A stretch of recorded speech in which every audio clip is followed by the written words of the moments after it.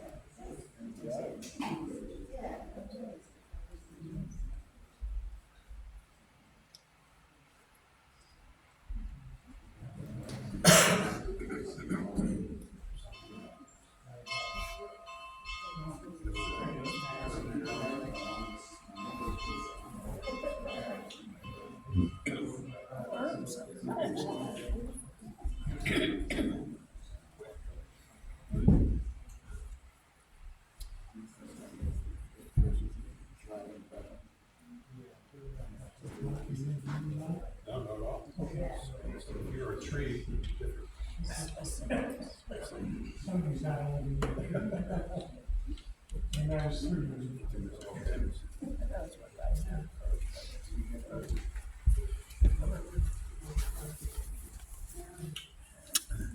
All right.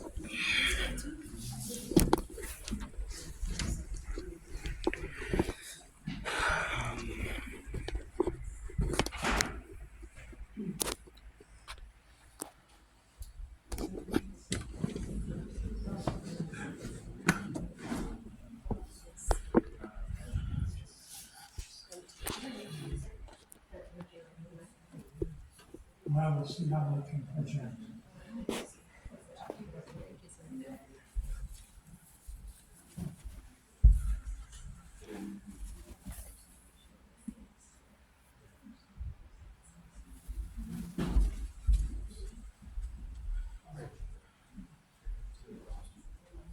Yeah, I'm gonna turn that.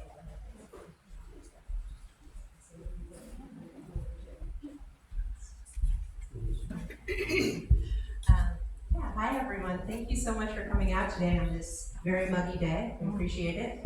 We'll turn down the lights. It'll stay cool. We'll take you back to a cooler time. For those of you who don't know me, my name is Bridget Carey. I am the program director here at the Folk Art Guild, and I'm so excited to welcome you all to the kickoff of our Lecture on the Lawn series inside. But this is such a wonderful series that has been going on for a couple of years now.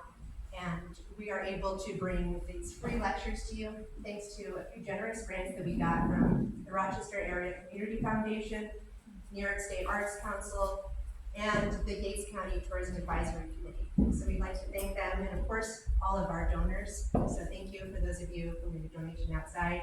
We are a nonprofit, so we really rely on support from community members and folks like yourself coming out and giving us donations to make these events possible.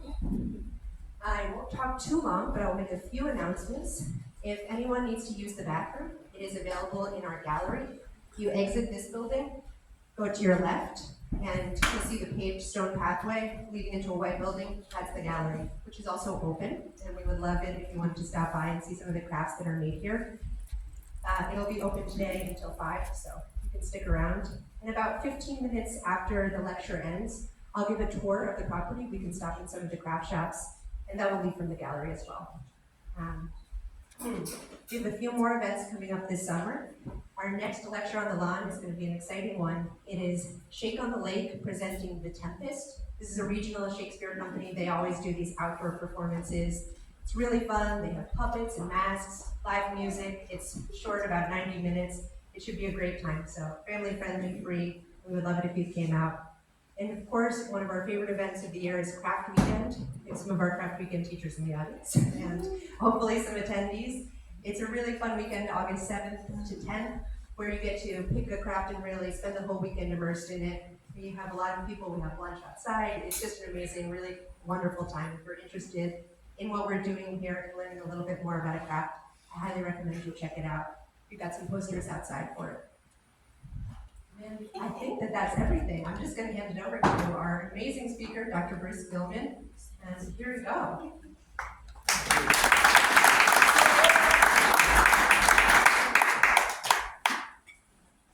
Thank you all for attending the presentation on this very warm afternoon. And as Bridget said, we'll try to think colder during the presentation. Okay. So I'm retired from Finger Lakes Community College, where I taught in their natural resources program for over 4 decades. I'm a Middlesex resident.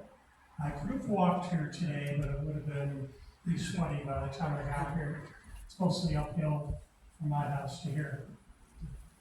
So let's get on with the program. We're going to be talking today about the Pleistocene time period, more commonly known as the Great Ice Age. And I want to briefly set the stage for speaking about the Great Ice Age by talking about the conditions that existed here prior to the Great Ice Age. So just a few introductory slides on our bedrock geology, and hopefully I've included a few things that will look familiar to you. So the bedrocks here formed long before the continental ice sheets. And if we look at a diagram of New York State, colors highlighting the different ages of the bedrocks, you can see that in our particular region we are underlain by Devonian bedrocks. To our north are slightly older rocks, Silurian rocks. Then up in the North Country near Watertown, you get to Ordovician-aged rocks. Some of the oldest limestone rocks in the state are up there. So what about these Devonian rocks? Think about the landscape being covered by a shallow ocean during the Devonian time period. There was a mountain building episode to our east along the eastern boundary of New York State with some of New England. But for us, we're in this shallow ocean environment, perhaps 20 to 50 feet in depth. And if you go out fossiling for your own interest or with your kids or grandkids, what you find are marine fossils. So this is a recreation of the marine environment during the Devonian time period, what it would have looked like here in the Finger Lakes region.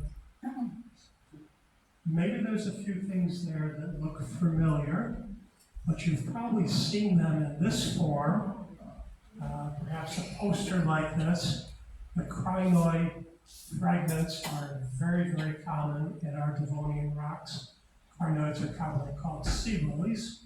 And we have a lot of brachiopod fossils in our underlying shale bedrocks in this area. If you're lucky, you may find a trilobite, but you may have to travel a little bit farther to the west from where we are here in the Finger Lakes. And if you go to some of those limestones to the north, it's very easy to readily find some of the larger horn coral fossils. So that's the situation that was present here hundreds of millions of years ago, before the beginning of the Great Ice Age. So we had a shallow ocean environment, a lot of marine organisms and sediment deposited on the bottom of that environment and fossilized. It wasn't too long after that that the seafloor rose and that ocean drained away. And when it came up almost perfectly straight, but it did have a slight tilt to the south. And that's going to be pretty important to telling some of our story about what the continental ice sheet encountered when we moved into this area. So the bedrock layers came up almost perfectly level, slight dip to the south towards the Pennsylvania border, a matter of a few feet per mile. So it's not that noticeable. Perhaps if you're out boating on one of the Finger Lakes and you have a cliffside community along the shoreline, you can see the strata of sedimentary rocks, and you may notice that they do decline slightly to the south. So we have to uplift our continent, our crustal plate in this area of our continent. And a good book to read more about this is this book called Roadside Geology of New York State, written by Radford Van Diver, a SUNY professor from one of our colleges in the North Country. But he describes this uplifting that occurred and with a slight tilt in the rock. And because the rocks were of different types, some rocks were durable and some rocks were more erodible. So we do find some escarpments of those more durable rocks running east and west across this part of New York State. The one that you're probably most familiar with is the Niagara limestone escarpment, which is about a 200-foot high escarpment. Niagara Falls is about 180 feet in height. And that escarpment, you can find the beginnings of it east of Rochester, New York, and it runs all the way through Niagara Falls, through the Bruce Peninsula. By the way, that's a lovely place to visit. That's such a good name. Through the Bruce Peninsula, up through Manitoulin Island, Mackinac Island, up into Green Bay, Wisconsin. So it's a very long limestone escarpment. And it's more resistant than the weaker shales that were beneath it and some of the sandstones that rested on top of it. So we do have these ridges that were going to be encountered by a continental ice sheet as soon as you get to that part of my story. We talk about the ice sheet moving across the landscape. So originally shallow oceans, a lot of marine fossils, major uplifting of those sedimentary layers that had formed in that shallow ocean. And now we have almost a plateau-like topography with a slight tilt to the south, and it's exposed for hundreds of millions of years and has stream patterns eroded into it. And the streams basically flowed from the resistant ridges, like the Niagara limestone escarpment, to the south, because that's the way that bedrocks were tilting, was to the south. And they eroded some north-south stream channels onto this uplifted mesa or plateau-like topography. And now our story really begins. Think cold. Think cold. Beginning about 2.5 million years ago, the northern hemisphere cooled and glacial ice formed on the land. And glacier always has to form on land, and it has to have a net positive balance. That simply means there has to be more snow accumulating in any given year than there is snow melting. So over time, the snow piles up one layer on top of the other.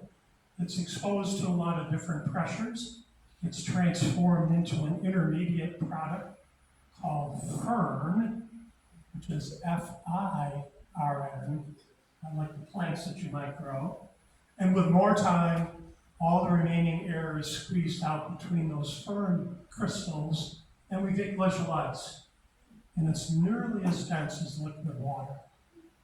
Give liquid water a density of 1, glacial ice has a density of 0.92.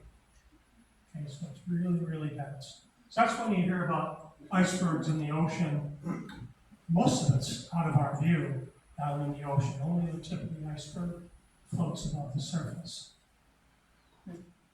So snow gets transformed to firm, and then to glacial ice.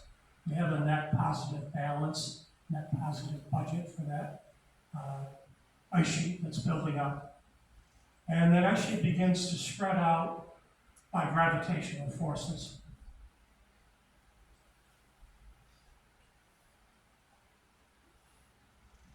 How much colder was it during the Great Ice Age? We know from a number of different scientific research projects that it was 17 to 14 degrees Celsius colder than the temperature conditions we have today. And maybe today we should say 7 to 15 degrees colder.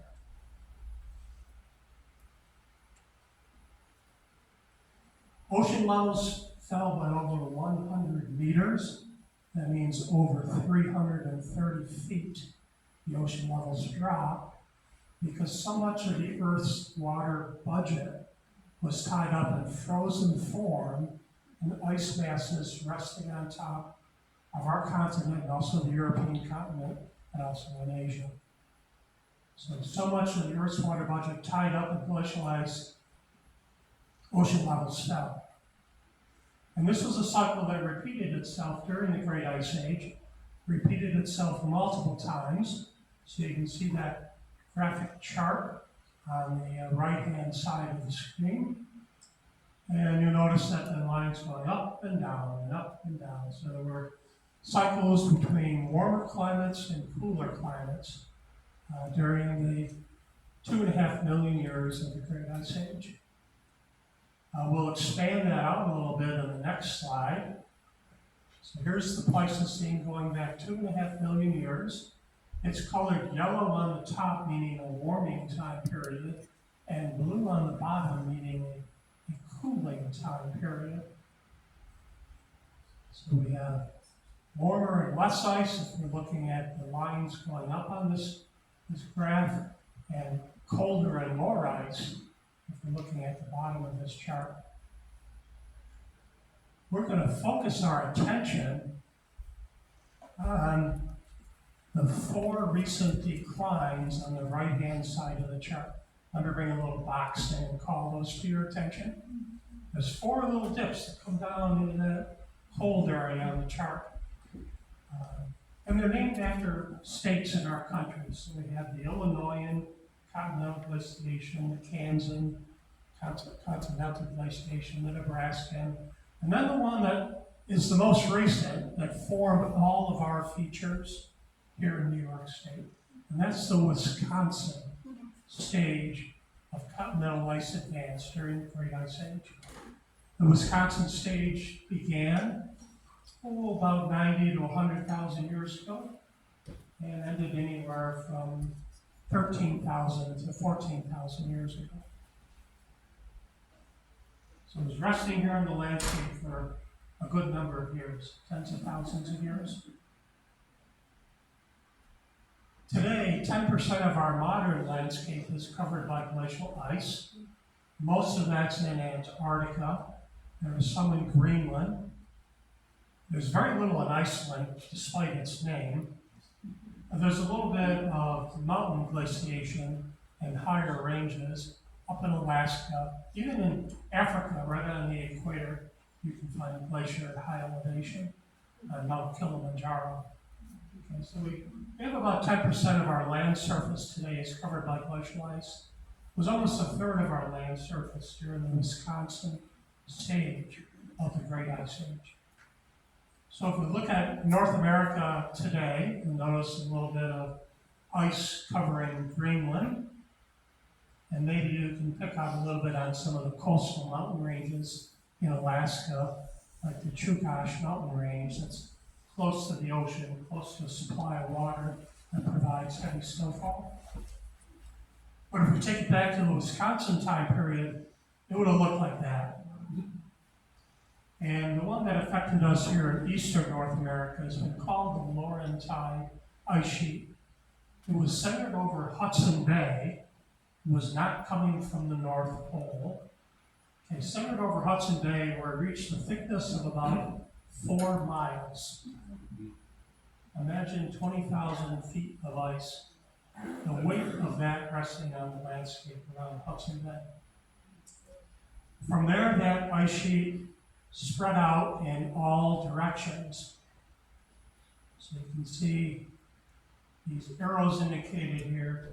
That Laurentide ice sheet is moving to the north, up towards the Arctic Circle. It's moving toward the Atlantic Ocean, the continental shelf. It's moving into the interior of our country, some of the Midwestern states, and it's moving south across us here in New York.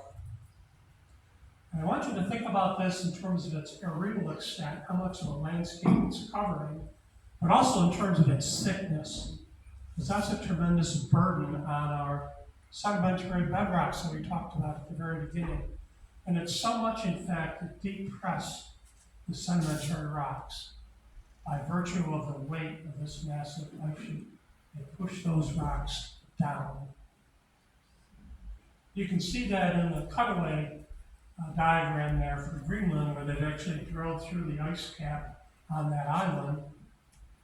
And you can see where the ice is the thickest, the rocks beneath it are depressed. And one would imagine when the ice melts off, the land would rebound, it would spring back. And we know that's happened here in North America, Eastern North America. The rebound is still measurable. It's about 1/8 of an inch per century at the moment. It was much quicker rebound right at the end of the Ice Age, some 12,000, 13,000 years ago. The land sprung back. It's come back almost 100 feet. So it's important. So if we could time travel and be here 20,000 years ago at the peak of the Wisconsin stage of the Great Ice Age, this is what it would look like. We had 4,000 to 5,000 feet of ice resting on our landscape. Okay? That's a tremendous overburden with glacial ice. Flat. Well, our landscape, remember, was bedrock. It was plateau-like, but it had some streams eroded into it. It was hundreds of thousands of years for that water erosion to occur. And then the ice moved down from its center up on Hudson Bay and flowed across the landscape. The surface of the ice was relatively flat, and the dirty rock tools embedded in the ice that had been picked up in, let's say, Canada. It wasn't Canada back then, but let's say Canada. Okay, there's a lot of granitic rocks there, very hard rocks, and those would become dirty rock tools embedded in the base of the continental ice sheet, which were scraping across our weaker sedimentary rocks and gouging them, scratching them, carving out deep valleys. But I'm getting a little bit ahead of myself. Let me build to that story in a moment. Can I ask you a question? Yes. Does the Wisconsin cover like both advances of the ice that were in this area? All of our earlier advances were covered up by the Wisconsin advance, and our Wisconsin advance probably fit the pattern in the landscape established by those earlier advances.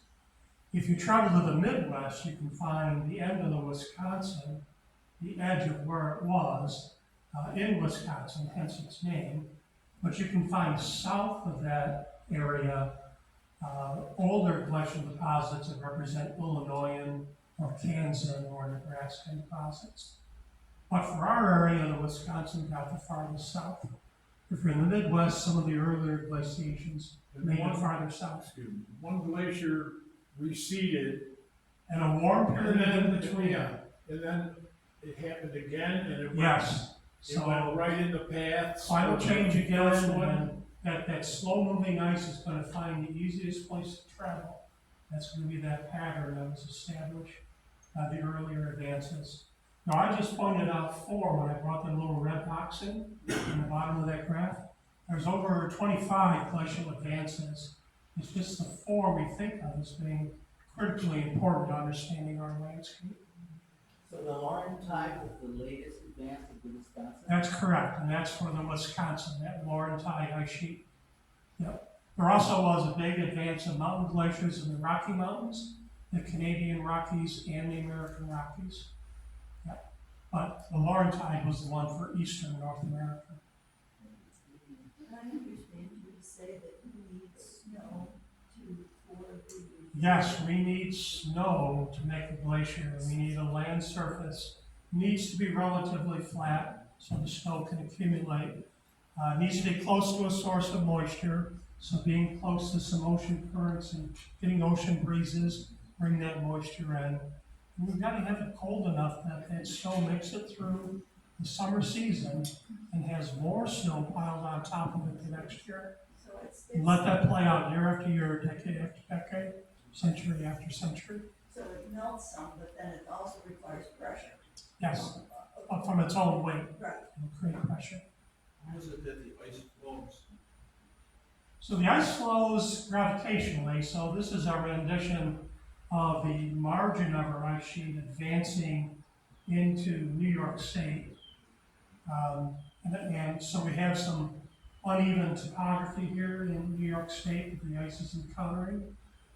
The valleys would have been filled with meltwater, because this is the margin of the ice sheet, and that's where melting occurs along the margin. It's slightly above freezing, but whatever is lost by melting is replenished by more internal flow of ice from the areas to the north.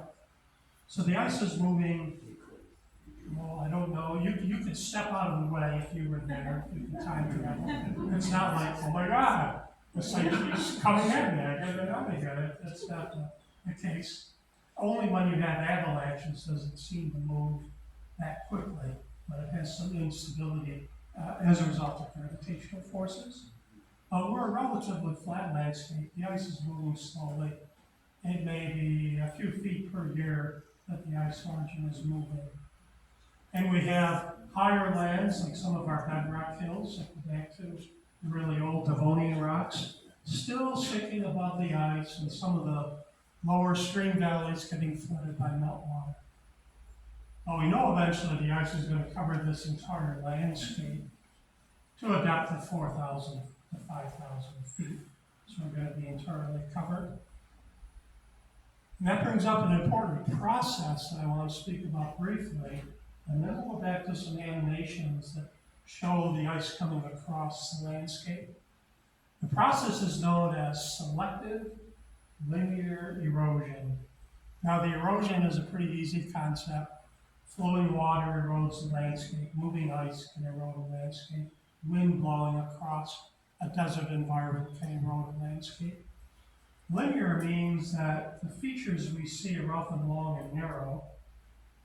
And selective has to do with the pre-existing landscape that was there. Remember, we were a plateau that rose up with a slight tilt to the south and had these south-flowing streams on top of that plateau.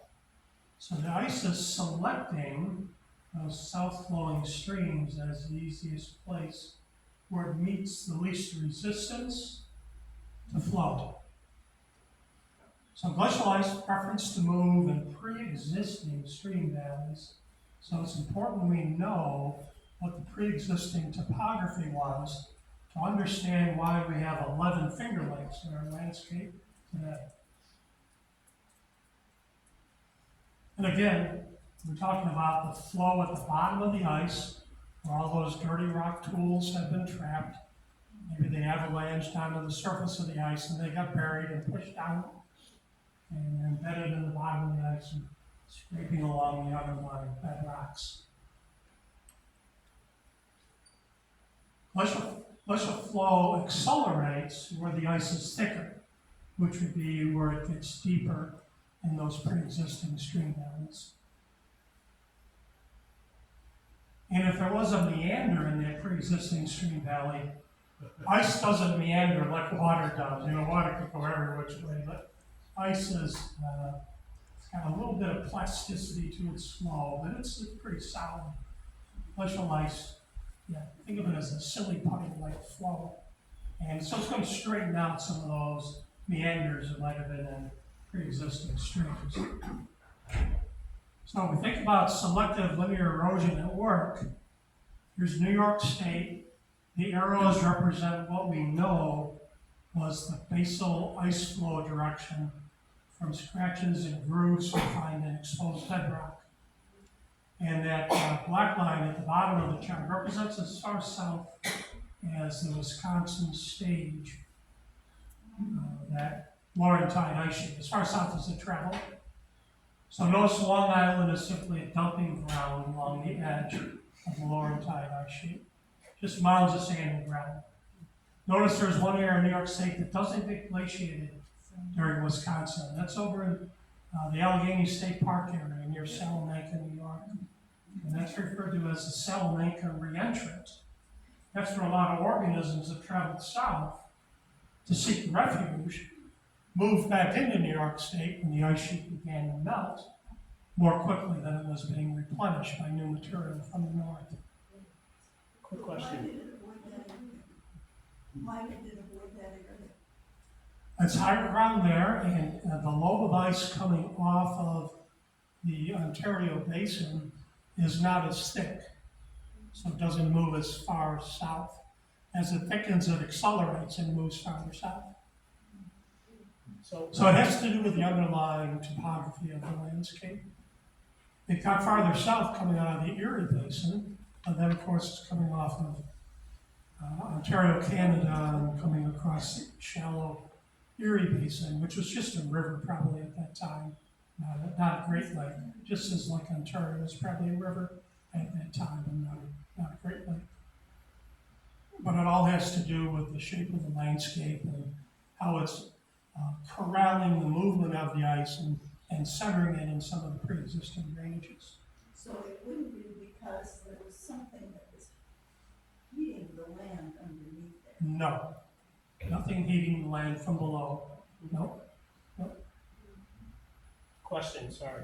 Yes, So I live on Long Island, so are you saying? I'm sorry. Well, my daughter lives up here, so I come up here a lot. Okay, good. Did I mishear this, or was Long Island formed by just the sediment of the glaciers, or was it actually a landmass there? No, it's the sediment.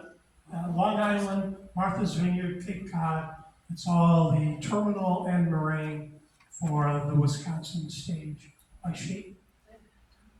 So I live in a ice stage glacial dump, huh? Oh, yeah? Definitely. Okay, so here's what we know about our pre-glacial drainage patterns, because our modern drainage patterns somewhat resemble the pre-glacial drainage patterns. So this is an animation. This is done with geographic information systems, little coloration and little hillside shading, accentuate features. And to orient you, R is Rochester, G is Geneseo, H is down to Horseheads, S as you might guess is Syracuse, Cortland, Ithaca, A is Athens down in Pennsylvania. And so you get some of these modern cities and where they're located in this map meant to show you some of the pre-existing glacial drainage patterns. B is Binghamton, yes. And the Ontario Basin was occupied by a river. No Lake Ontario yet. That's the Susquehanna, right? That's the Susquehanna drainage down into Chesapeake Bay. Yep. So we have some drainage patterns here. This one highlighted in blue is draining to the west-southwest, and then it's moving north up into the Ontario Basin, where the Ontario River was located. This is prior to Wisconsin Ice Age. And it was draining through that Ontario River, whatever ancestral St. Lawrence River they may have been at the time, and making its way to the ocean. It was entering the Ontario Basin probably around Fairhaven, New York, or Sterling, New York. Here's another drainage basin that existed prior to the Wisconsin, highlighted this time in red. And this was entering the Ontario Basin today where Sodas Bay is located. Sodas Bay is a drowned river mouth, essentially. This is the river that was drowned to create the bay. Then we have another basin I'll highlight in green, more in our part of the state. And that was flowing west and then turning to the northwest and actually entering the Ontario Basin at Arundecoit Bay. Okay? So part of that's that Genesee River Valley that predates the Wisconsin. Portions of it predate the Wisconsin. Sir, Yes. you can see very clearly on that map the Y shape of Cuca Lake and how Canandaigua Lake was shaped that way at one time. You're getting ahead of me. The West River is, I will show you Oh, an okay. excellent aerial image of that. Yep, we'll get to that. I have a quick question. Question in the back. So the water in the red drainage area from Binghamton to A, is that going west? And then over to Horseheads area and then north, And then north? right up in Soda Bay. So the Susquehanna is that Yeah, not? it wasn't draining through the Susquehanna system at that time. It had enough years to downgrade through those escarpments. Yep.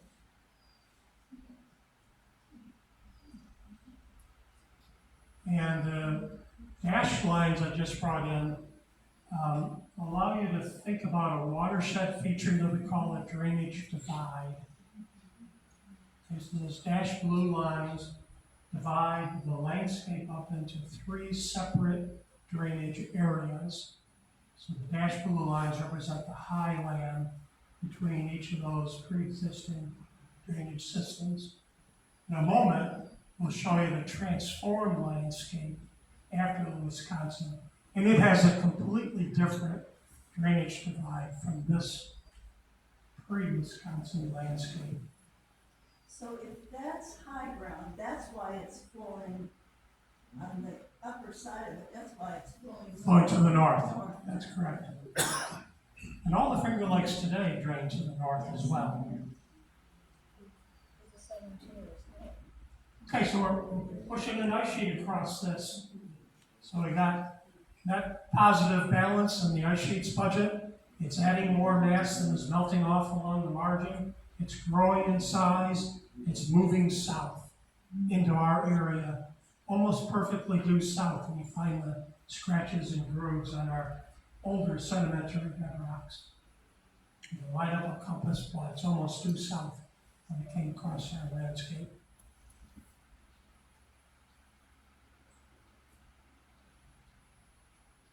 And remember, along this advancing ice margin, we'll have these lakes that exist in these pre-existing stream valleys. And if the lake is in contact with the ice margin, we label it as a proglacial lake. I'm going to talk about 2 in a moment. Proglacial Lake Naples and Proglacial Lake Middlesex. They're going to be much closer to home for all of you in the audience today. So eventually the Wisconsin ice sheet covers the entire landscape, and even these proglacial lakes, which had to have drained south, because everything's blocked up by ice to the north. Eventually we're going to get to a completely new story. Are you ready? Okay. All of our local landscape now covered in white. Fresh snow accumulating each year, transforming the fern, glacial ice, moving downward, extending downward flow lines, picking up debris, moving out along the basal flow at the bottom of the ice sheet. So all of New York State, except for Allegheny State Park region, near Salamanca, covered by the Wisconsin ice. If you visit Allegheny State Park, you will notice that the forest is different. And if you happen to sample the soils, they are finely weathered silts and clays. The soils are much older.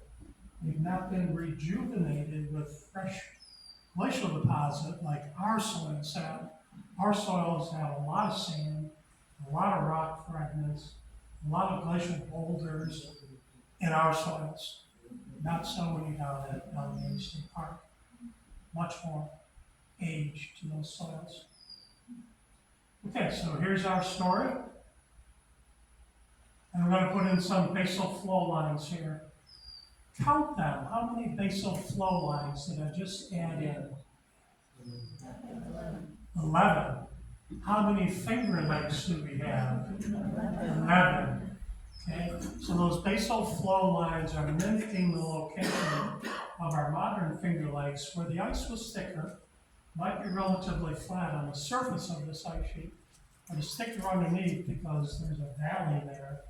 It's been carved out by previous advances and it's being carved again by the Wisconsin advance. And then we get a change in global climate in the northern hemisphere. It's a warming trend. Melting is now exceeding the replenishment of the ice sheet. So, although it's always advancing forward, if it's melting more quickly than it's advancing forward, the margin appears to retreat. So now the margin's retreating, but it's not a uniform retreat, it's an oscillating retreat. There are times during the retreat that there may have been a minor re-advance that created a bulldozing of deposits that now rest on the landscape. There are times during the retreat where the amount of melt equaled the amount of replenishment, so the margin was simply stationary, but it was always moving new material to that margin and thickening deposits. And this is one of those time periods when the ice sheet paused, and we believe it paused for a few hundred years. In a glacial time scale, that's not very long. In our human life time scale, we think of a few hundred years as really lengthy period of time, but not in the life of a glacier. Margin pauses for a few hundred years, still delivers material to the margin because it's simply melting while it's still being replenished, and it's occurring at an equal rate. So this establishes our new drainage divide. Remember I promised I would show you that a moment ago? So here's our new drainage divide in the Finger Lakes landscape. We call this the Valley Heads Moraine Deposit. And it's thickest in the valleys. That's at the head of the valley, the headwaters for the Finger Lakes. For us, it's found in southern Ontario County and northern Steuben County. If you are above this blue line, everything's draining to the St. Lawrence Seaway today. If you are south of that blue line, below that blue line, everything is draining through the Susquehanna, maybe through the Cohocton, Chemung, eventually Susquehanna, and then down the Chesapeake Bay. It's major, major drainage divide. Can you find this in the landscape? Absolutely. You just have to pay attention. I can show you one of my favorite spots in Naples, New York, called Wolf Gull. It's in the southwestern corner of the town of Naples. It's a new wildlife management area. You can travel up the meltwater channel that made the Gull. You can stop at a slight rise. And if you look to the south, it's going to Chesapeake Bay. If you turn around, look to the north, it's going into Eelpot Creek, Naples Creek, Canandaigua Lake, down Canandaigua Outlet, and eventually into Lyons, making its way into the Seneca River and up to St. Lawrence. So you can find that exact point in the landscape. Step in either direction, you're stepping across that major drainage divide. It's pretty cool. Where is that? So it's south of the Garland House at Lantern Road. Okay? And it's going to be I think we're going to have a grand opening for it sometime this summer. And I'll be there, others will be there, and we'll have some walks. It's a 104-acre wildlife management area, brand new one. Perhaps we'll go to that point in the landscape where the major drainage divide is. But if you travel up Route 21 coming out of Naples, going towards North Cohocton, you go across that drainage divide, it's just not quite as obvious. Okay?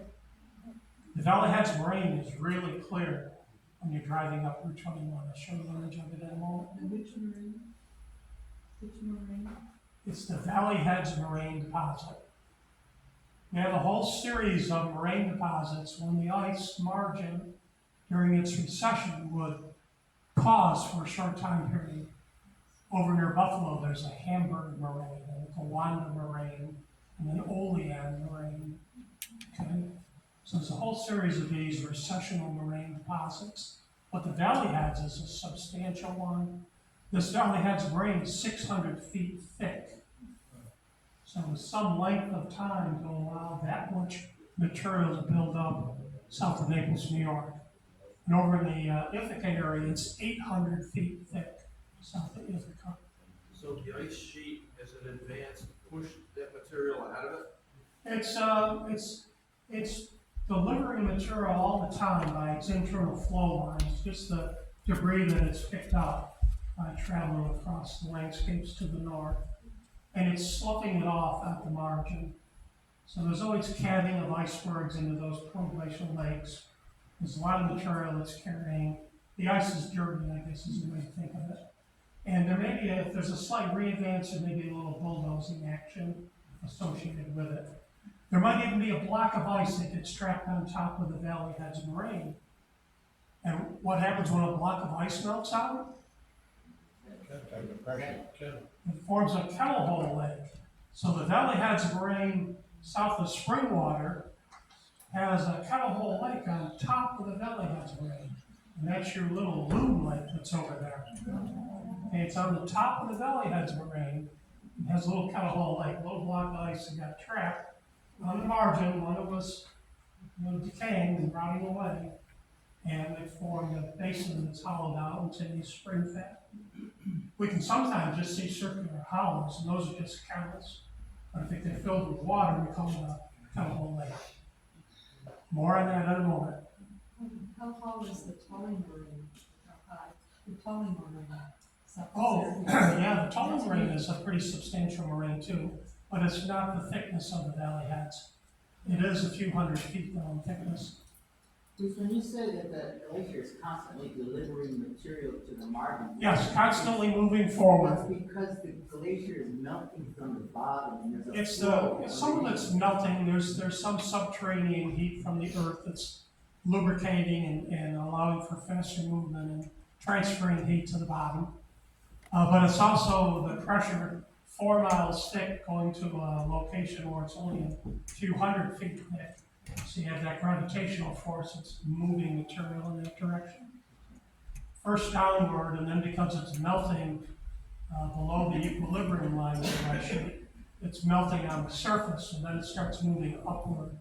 And it sloughs off big glacial boulders that are perched up on the hillsides, and a lot of debris down in the valley floor. Erratics, yes. Erratically perched on the hillsides. Yep. Okay, so this is a cross-sectional look at the 11 Finger Lakes. The diagram below shows you that they were pre-existing water-carved valleys, but the ice found it easy to move through those valleys, and it broadened and deepened those valleys, transformed them into U-shaped valleys from the narrow V-shaped valleys that they once were. And if you look at how effective the erosion can be, just another profile of the 11 Finger Lakes, notice that 2 of the Finger Lake basins were eroded below sea level, both the Cayuga Basin and the Seneca Basin below sea level. That's effective erosion from the dirty rock tools, the debris carried in the bottom of that large continental ice sheet that moved across the landscape. The black on the bottom of each of those lakes represents how much sediment fill has accumulated in these lakes since the end of the Wisconsin Ice Age. For Canandaigua Lake, it's about 100 feet of sediment fill. We know this from using very powerful, I'll just say fish finders, because a lot of you may know what fish finders do. They send a sonic wave through the water, it hits the bottom, it comes back up, tells you the water depth you're in. If it hits a fish that's suspended in the water, it tells you the depth that that fish is at as well, in the reflected signal. If you amp up the power on a fish finder, you can send it through the water, through the glacial sediment, down to the bedrock, and then reflect it off the bedrock, back through the glacial sediment, back to the water, back to the surface. So we can accurately map out how much fill there is in the bottom of the Finger Lakes.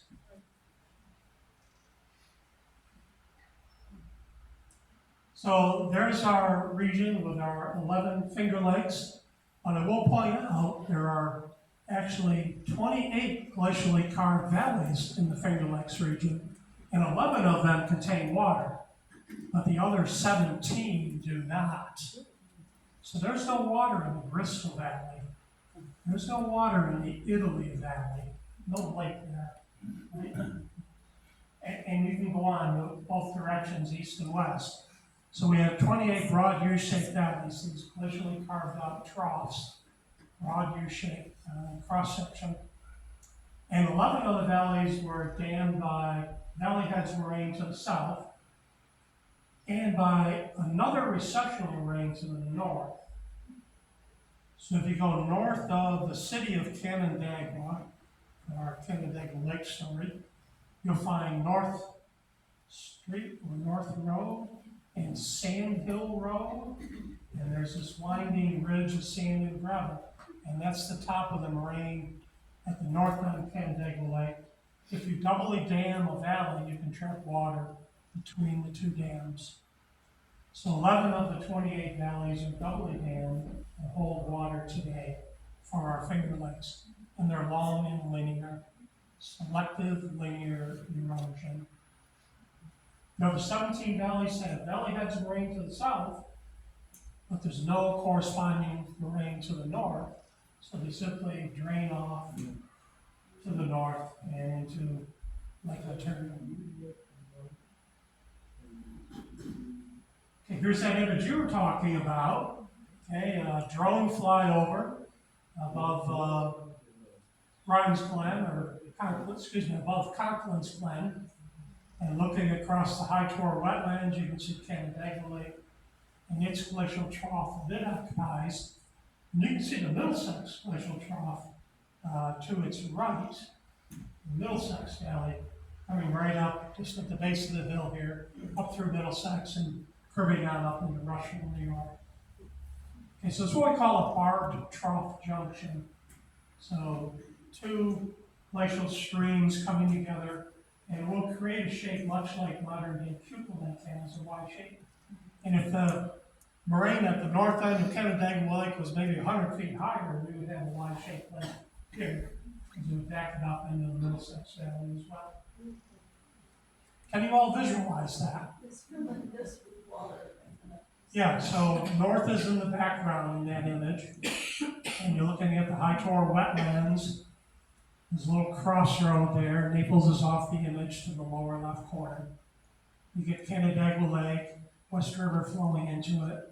The West River is coming out of the Middlesex Valley, another glacial trough. West River is flowing south through the Middlesex Valley. It turns west for a short moment in the High Tor wetlands, then it goes straight north up into Canandaigua Lake. But we call it the West River. Did the West River drain? Why did it drain? Why is it not still water?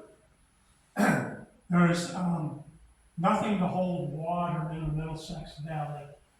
Okay, there's no moraine deposit at the north end of the valley, like the There Canandaigua was a Trough lake has. there one time. There was a lake there one time. I will show you a glacier like Middlesex in a moment.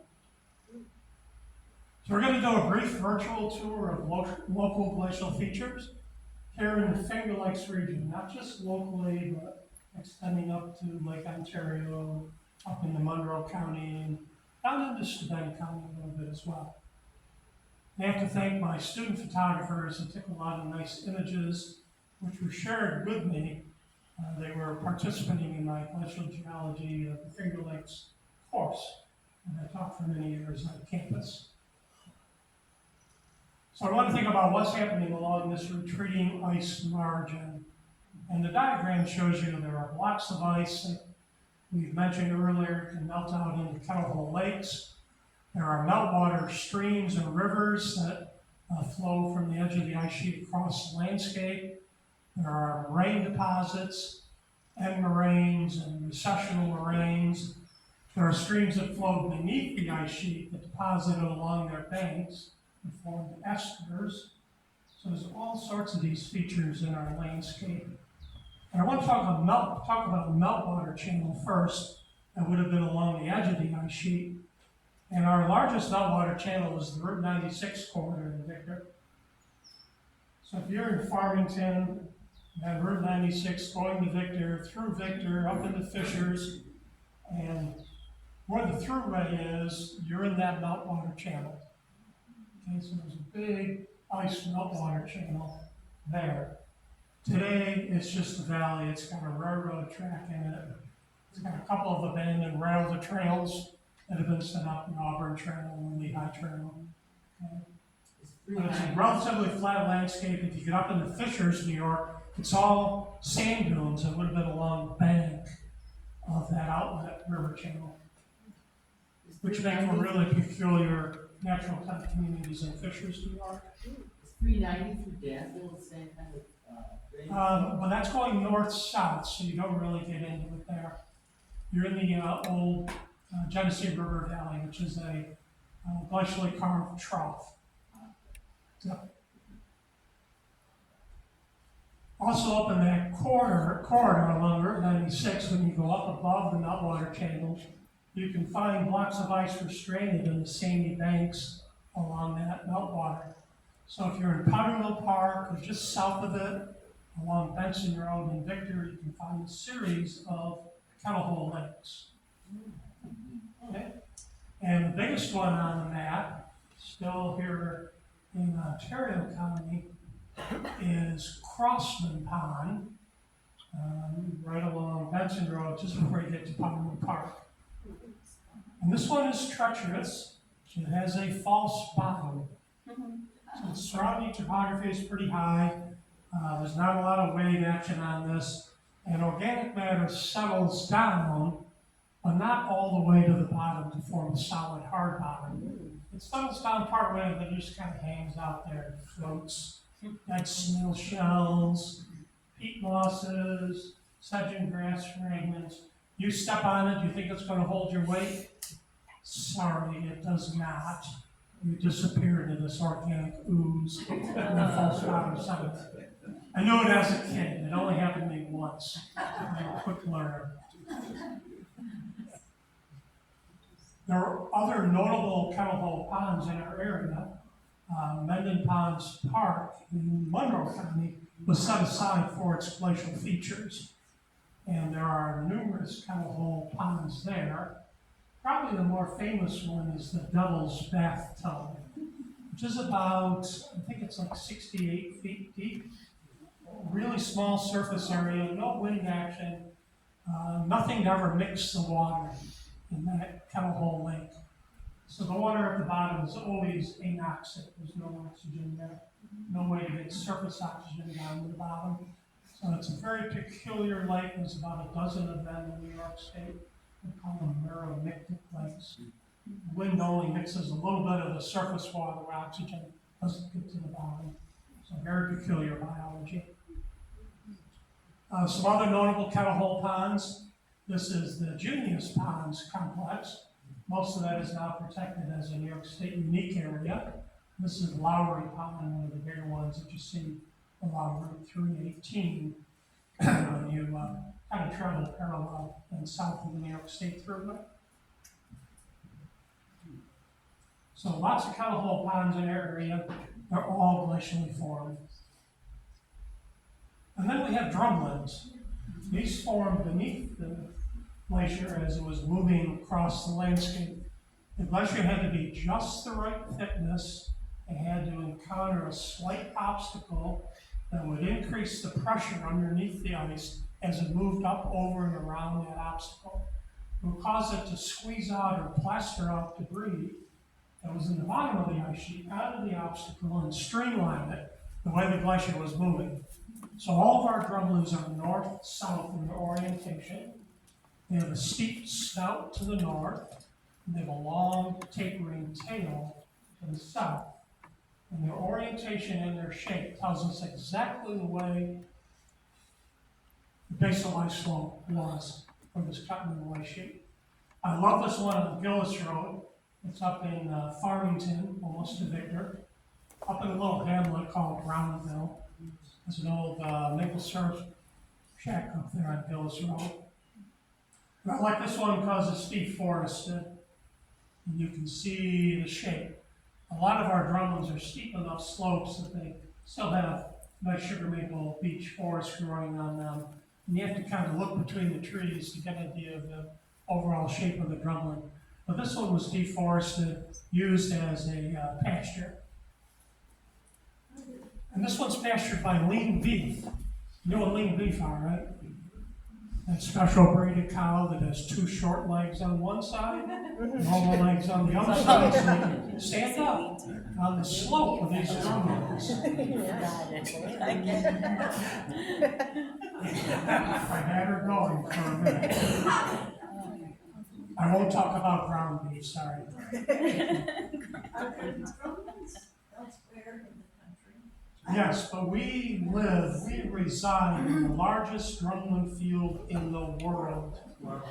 We have between 10,000 and 10,500 drumlins between Syracuse and Rochester. There's a similar sized field of drumlins in Scandinavia, but I think we have them outnumbered.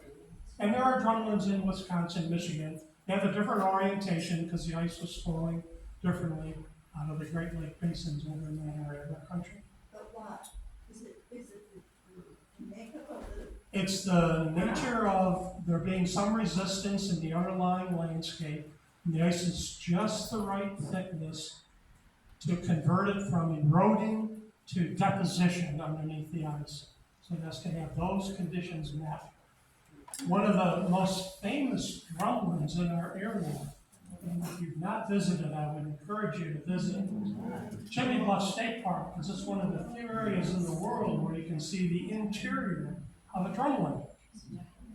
Because water levels in Lake Ontario have been on the rise since 5,500 years ago, due to rebound of the St. Lawrence Seaway, trapping more and more water in the Ontario Basin. So Lake Ontario has risen up in the last 5,500 years.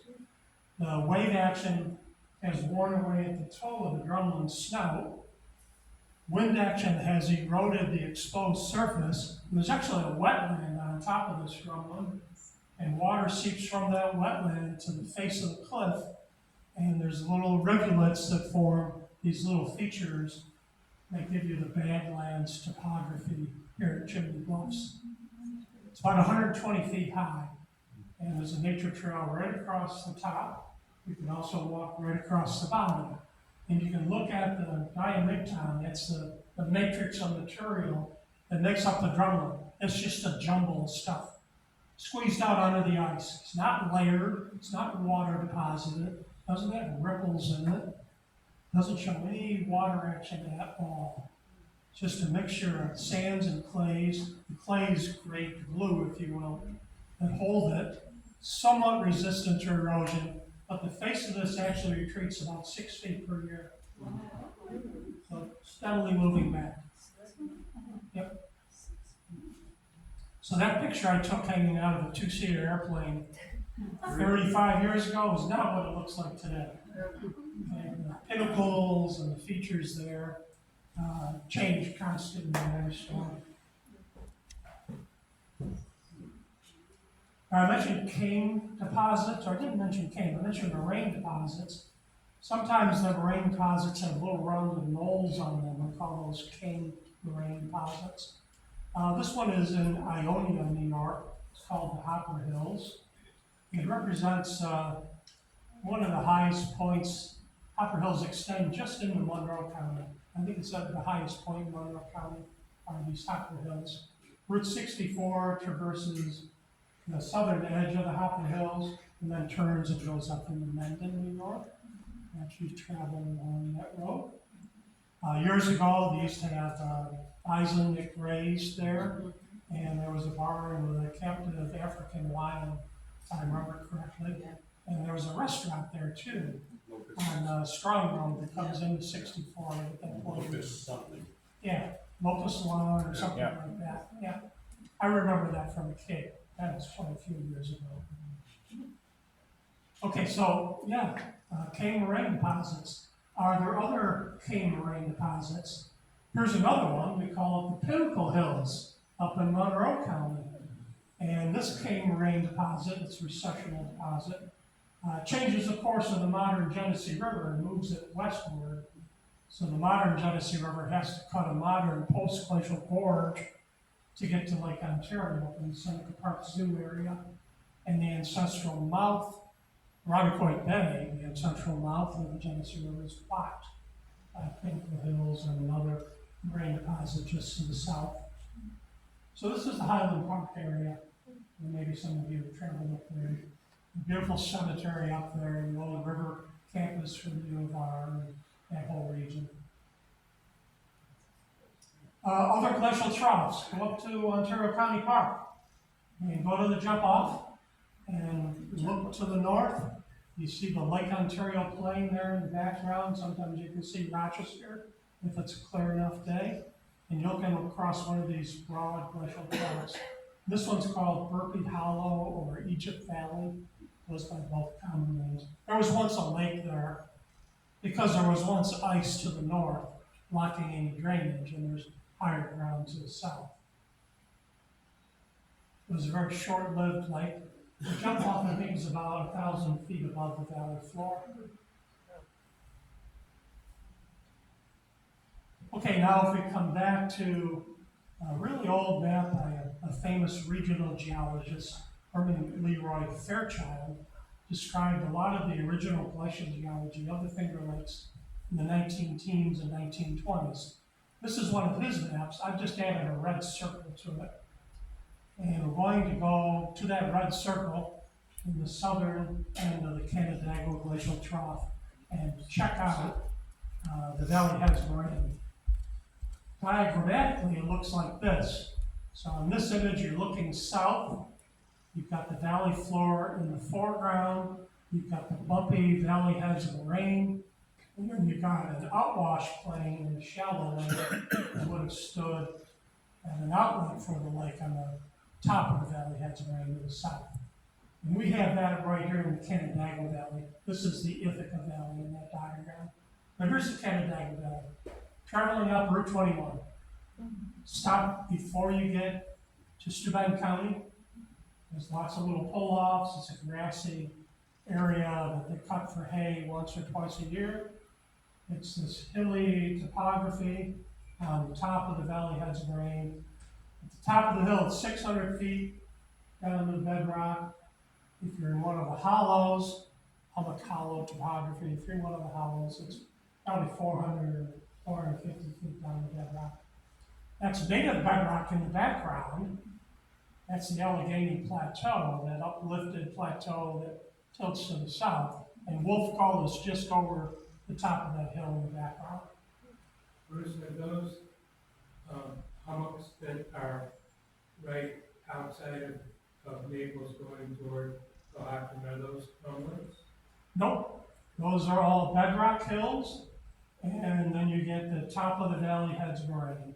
And they're not oriented north-south, they're much more random in their orientation, because the edge of the ice sheet is to the north, and it's just dumping off material. Big pile here, big pile there, a little bit of a void in between, so you get that Hummock Hollow topography on top of these recessional moraine deposits. If you go farther south on 21, oh wait, I'll give you a reference point. Winnie Lou's ice cream store. Wouldn't it be nice if we're all there right now? Okay, so that's the Naples Valley. But you leave Winnie Lou's and you start to go uphill, and it curves a little bit. You're going up the face of the Valley Heads Moraine. You get up on top, pull over. That's that picture I got there.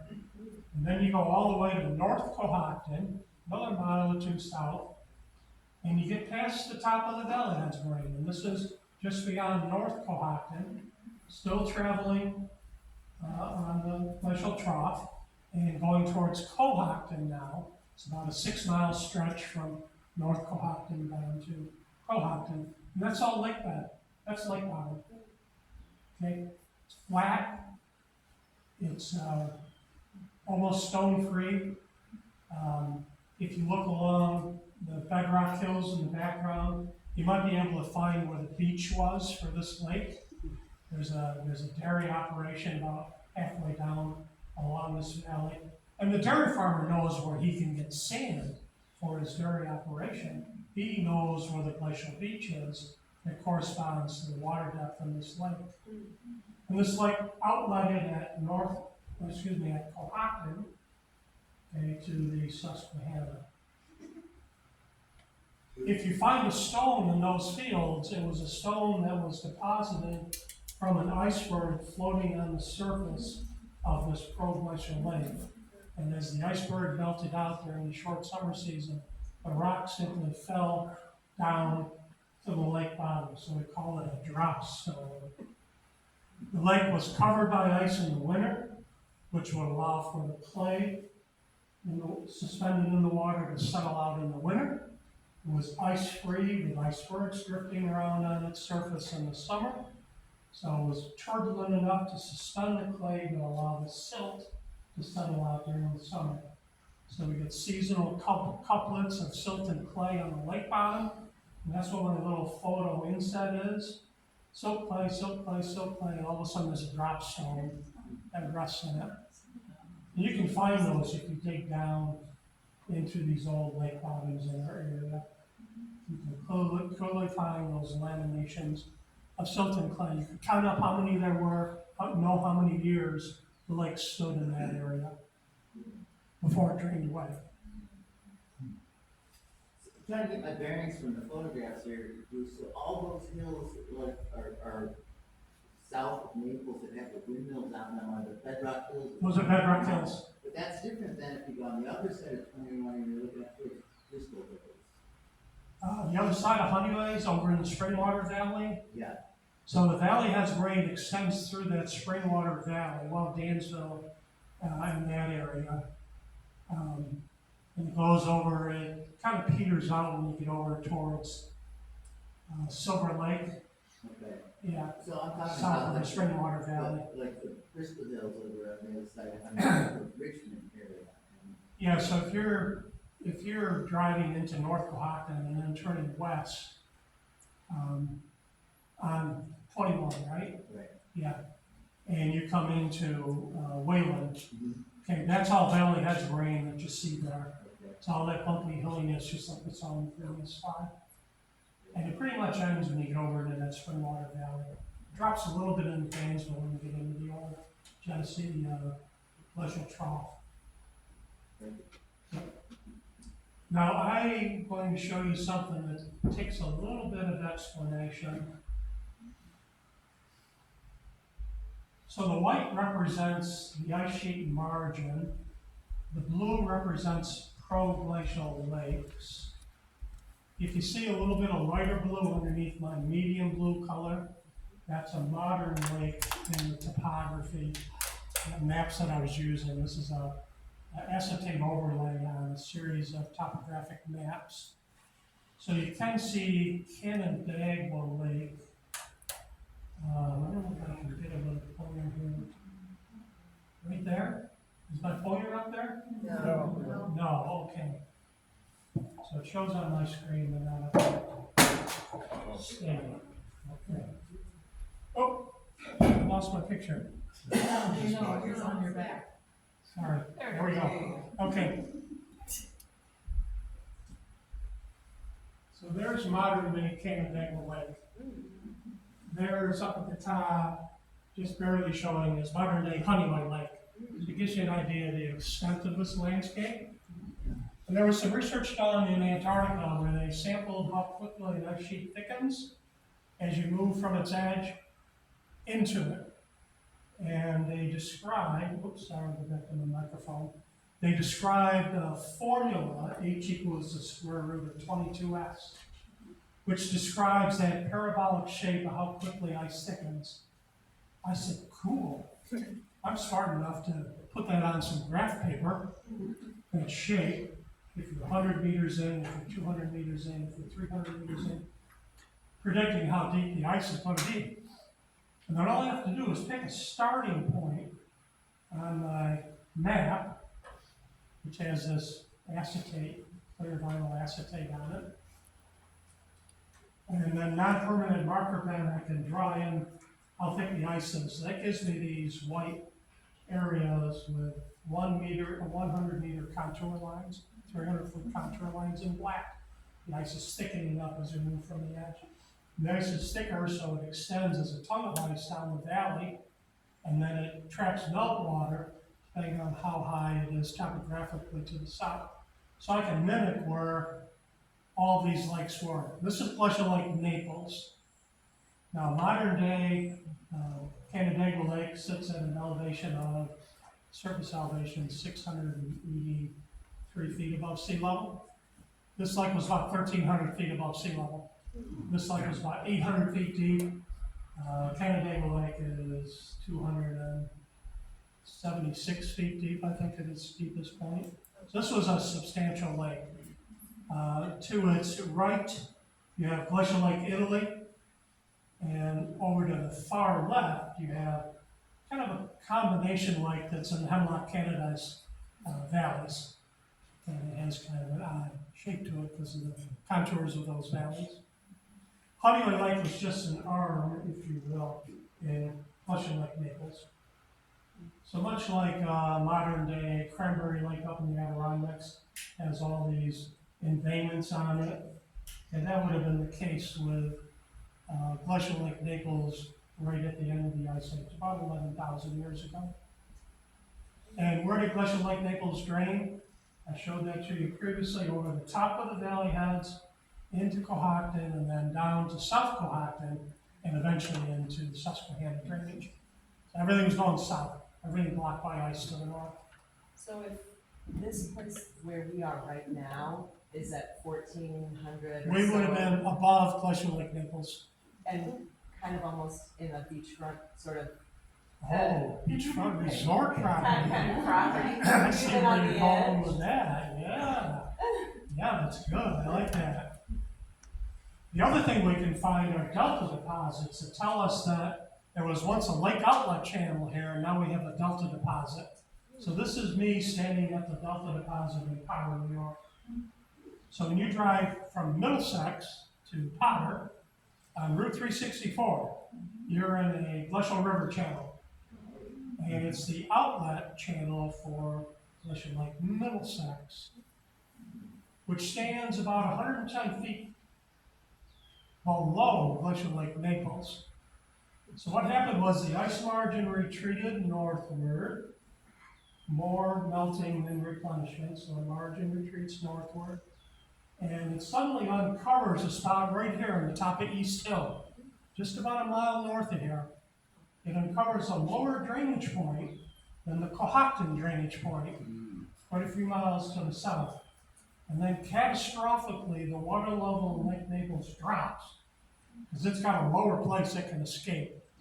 Through this meltwater channel where 364 is today, it's about 60 feet deep, about 200 feet wide if you look at it on a topographic map. And it's a huge delta deposit where it enters the Italy Valley over in Potter, New York. And there's layers of silt, layers of sand, cobbles. Sometimes it's depositing to the left, sometimes to the right. Sometimes there's big slabs of rock that are all leaning to the east, transported powerfully by this huge flow of water out of the valley. What did it look like? That's me, by the way. Okay? Okay, and here's what Glacial Lake Middlesex looked like. Notice the Honeyway Valley is no longer connected to the valley in the lake in the Naples Valley, the Canandaigua Valley, the Middlesex Valley, because the whole lake level there has dropped 110 feet. Notice that Southville is an island in Glacial Lake Middlesex. There's a connection in Vine Valley along the edge of the ice. Even Bear Hill sticks up as an island in my interpretation of what it may look like at this point in time. There's a lake in the Bristol Valley over there. There's a lake in the Egypt Valley, and there's Glacial Lake Honeyway, and Pro-Glacial Lake Italy is still there as well. Can you say anything about Grimes Glen or Parish Gully? We'll get to that in just a moment. Come on, right up. Yep, those are all post-glacial, after the Ice Age. Okay, so what do you think the snow-covered horizontal terraces on the Naples hillside represent? Great. So I stopped right at the DEC building right on 245. I was coming back from Naples, heading back home to Middlesex. I said, wow, I can't believe it, look at that hillside. There's a little flat terrace on the hillside where the snow hasn't melted off yet, and it forms a perfect horizontal line. And there's another one above it, a perfect horizontal line. What are those? At the depth of The the lake. water level line? Yeah, that's a beach terrace. That's a beach terrace. Tells you where the level of Glacial Lake Middlesex was, and above it, where the level of Glacial Lake Naples was. Yeah, they call them strand lines, because they're stranded far above the modern lake beach level. How cool is that? Okay, so back to post-glacial gullies like Grimes Glen and Clark's Gully and those places. So we got to think about a valley glacier being fed by some tributary glaciers along its side. And when everything's gone, the small tributary glacier was not as erosive as the main valley glacier. So we have a hanging valley created, and water flowing out of that hanging valley drops real quick down into the main valley and gives us post-glacial gully erosion. And I happen to choose Clark's Gully, but I could have chosen Conklin's Gully or Grimes Glen, any of those features. They tend to be east-west gullies from the hanging valleys down into the over-deepened glacial trough that's there. So Clark's Gully and Conklin's fall into the Middlesex trough, and Grimes falls into the Naples trough after the two valleys come together. And Again, the trough falls. jumps in. Again, it falls. Yeah, Gannett falls the same way, and that's a big drop there. That's what, 180 feet, I think? It's a big drop. It's interesting that a lot of the stones that And they're all post-glacial, so they're narrow V-shaped valleys, they're not broad V-shaped But the valleys. thing with those hanging valleys is they're continuing to move back. Yes, They're the back. waterfalls move headward or upstream by eroding the weaker rocks underneath the cap rock, and eventually there's no support for the cap rock, and it falls and collapses, and then the falls have moved upstream. The classic example is Niagara Falls, which has moved 13 miles upstream since the end of the Ice Age. Originally, the falls were in Lewiston, New York, or Queenston, Ontario, Canada, where the Niagara Escarpment is. But they've moved upstream by undermining the cap rock, 13 miles. So given enough time, it'll move back to Lake Erie. Would you like to be around when that happens? Witness that. Okay, travel back in time just one more time. We're going to think about the end of the Ice Age when we had tundra-like vegetation here. And the Ice Age organisms are quite different than what we have today. And we find their remains trapped, preserved in frozen ground up north. We find them trapped in areas that have little oxygen to support microbial decomposers like bog sediment around our region. And what are these organisms we find? We can find giant beaver, Asteroides ohioensis. This is one of the largest rodents to ever live. Teeth were larger than those of a modern horse, and the jaw was as big as a black bear. They were over 300 pounds and stood about 6 feet tall when they got up on their hind legs. Most of the remains of giant beaver are found in the Great Lakes region. Ice Age peccaries. These are similar to our modern counterpart, pigs and peccaries. And they lived in herds, and they were important browsers. But they actually were omnivores. They would scavenge as well as browse on hard woody cones and nuts and acorns and things like that. There were 3 species during the Ice Age. All are extinct. Our species was the flat-headed peccary, and it was about the size of our modern pigs. And here's the woolly mammoth, the general appearance of a shaggy elephant. Its outer hairs were over 1 foot in length, but it had inner short hairs. We believe their hairs changed color with the season, from red to brown with that seasonal change that took place. Notice the skull is very domed on its top, much like our modern elephants, to which this woolly mammoth is related. 10 foot high at the shoulders, very small ears. Doesn't pay to have big ears if you're living in tundra, frostbite habitat. A short trunk and twisted tusks. The teeth were adapted for soft vegetation grazing. They had up and down vertically oriented plates of soft dentin and harder enamel. And I brought along a replica of a woolly mammoth jaw, which you're welcome to look at. It's on the table here. Came from the Mammoth site in South Dakota, which is also worth a visit if you find yourself out in South Dakota. They've recovered over 160 mammoths from a filled-in Kettle Hole Lake that they accidentally dug into building a plaza, and they decided not a good idea to put a shopping plaza here. They put a museum over it, and they dig down about 2 or 3 feet every year in the month of July, and otherwise have it all open to the general public. You go on the catwalks and see things sticking out of the sediment, and you can help clean bones. You can buy bone clones. This is my jaw that I have here of a young.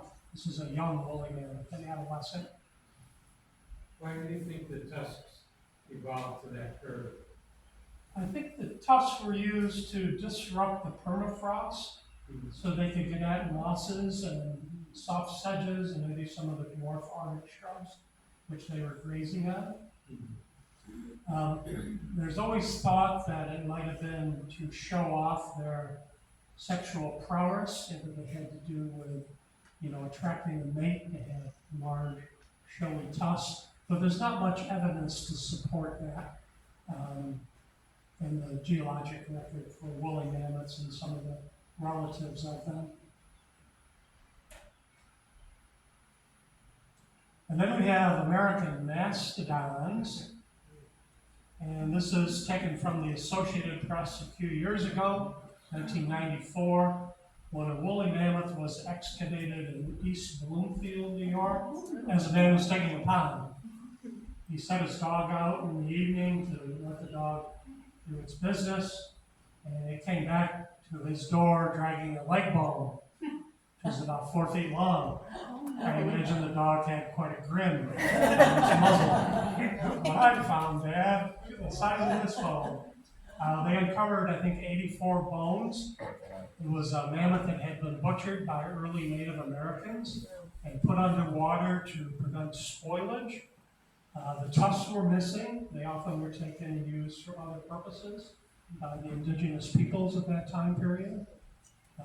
This mastodon bone, the remains are on display at the Rochester Museum and Science Center. So you can travel up there. I know the Science Center right on the first floor. There's an Ice Age exhibit, and they have all the bones from this excavation site. These were elephant-like, but they were distinct from mammoths. Their skull was very flat on the top. The tusks came out horizontally from their upper jaw, and then came outward and then downward. They had knob-like chewing surfaces on their molars, which were arranged in 2 rows. That tells us they were not eating soft plant tissue, but instead they were eating hard tissues, twigs and cones and other types of woody plant material. They stood a little bit shorter, 8 to 10 feet at their shoulders, and they weighed 4 to 6 tons, which is similar to the woolly mammoth. And these are the most numerous Ice Age mammals we find fossilized in the Great Lakes area, are these American mastodons. Think of them as a spruce woodland creature. After the tundra, we had an improvement in climate and had open spruce parkland forest. And we have to mention a predator before we finish. So this is a saber-toothed cat, as large as an African lion. Its limbs were about the size, were larger than the size of an African lion.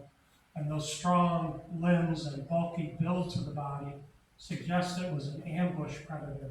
It was not chasing down its prey, but was laying in wait and would jump out and ambush.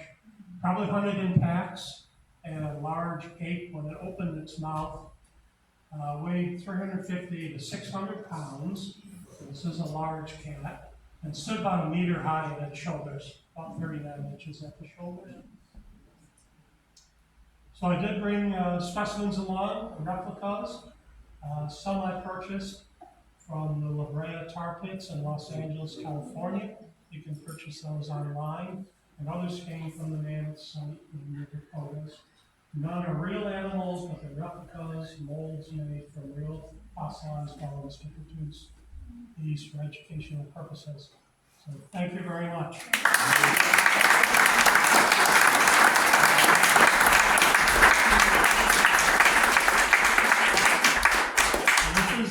This is the woolly mammoth jaw. I had it mounted so I could hang it on my wall in my office. All the guys I work with have fish, animal heads, and things hanging on their walls. Well, I got the mammoth jaw on my wall. And these are the teeth, just designed for soft vegetation. You can pass that around, it's pretty lightweight. And this is the mastodon tooth, which is quite different. Okay, so mastodon means nipple-like projections on its molars. Some of these have been worn down to cast of a real tooth. This is the tooth part, these are the roots of the tooth. And that passes around too. It'll be quite a contrast to the jaw. And the other tooth skulls I'll leave up here. They're hard to handle, but there's a saber-toothed cat and a Osage beaver. You can see what they look like. The beaver skull's in 2 pieces, so that one's a little harder to pick up than the saber-tooth's all together. So you said the Great Lakes were all of them? What, this has was? Some of the ice sheet out of Hudson Bay are really hard. Canadian sheet.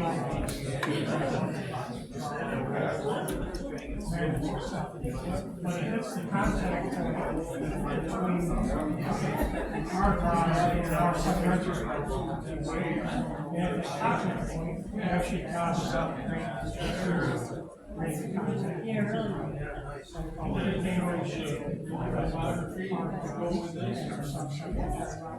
Used to get fish fries. We go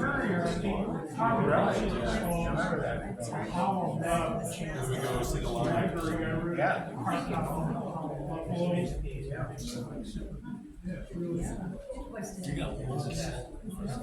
Yes, we do. So the inlet ocean that was here, maybe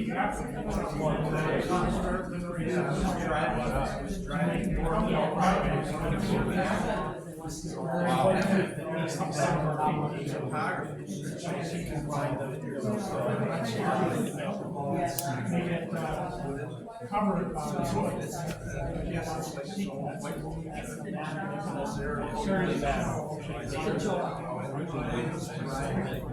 yeah.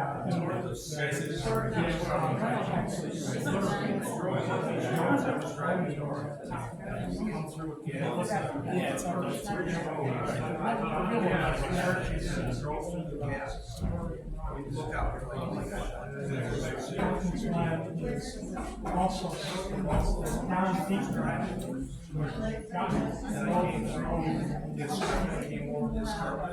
layers and so there is that. So you've got right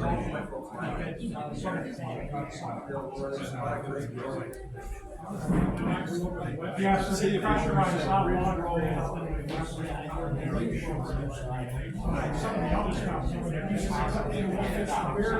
Some of the other stuff,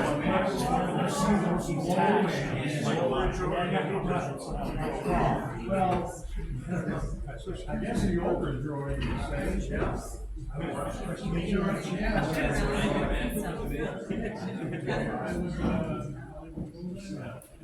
Forward by the